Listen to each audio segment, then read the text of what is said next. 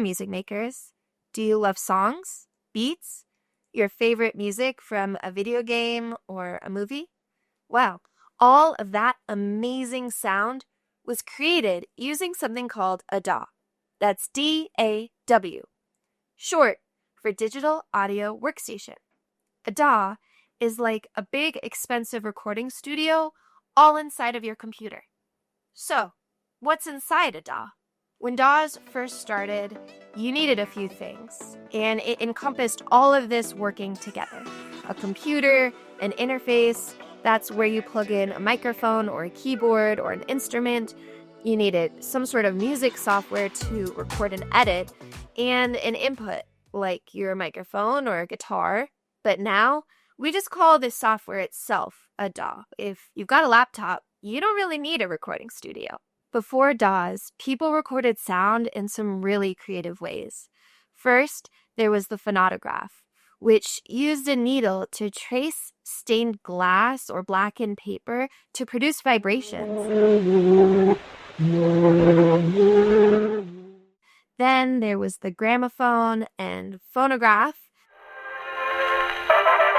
which could actually play sound back using a needle. Then we had big analog tapes. Then we had vinyl records and cassette tapes, then CDs. And now that we're in the digital age, most people listen to their music streaming or on their phone or tablet. Before the digital age, making, recording, and editing music took a long time and a lot of money. Once we went digital, we could finally edit faster, save everything, and use that magic undo button.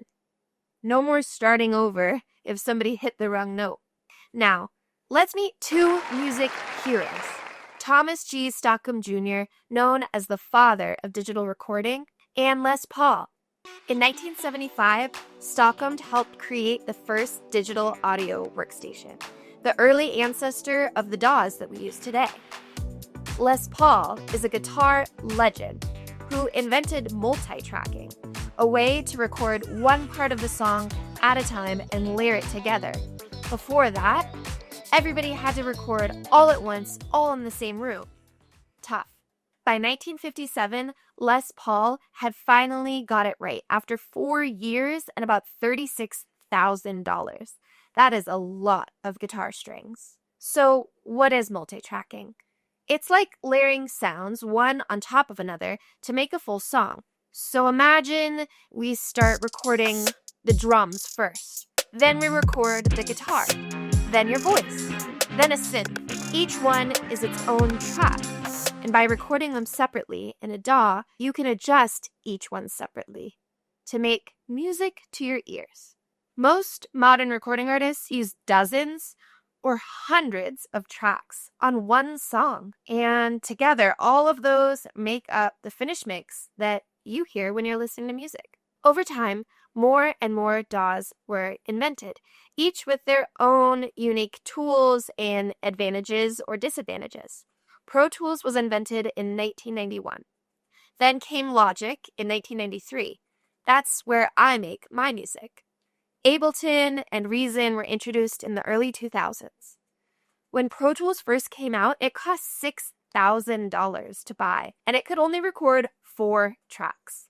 Today, DAWs can record hundreds of tracks and costs only a couple $100s. Some are online and are even free.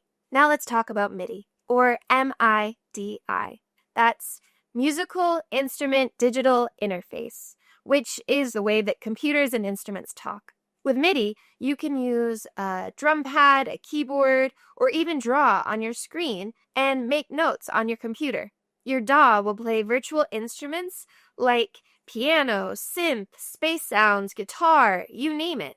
And the best part? You can change every note's speed, timing, or loudness until it sounds just right. With a DAW, anybody can make music anywhere. All you need is your computer and your creativity.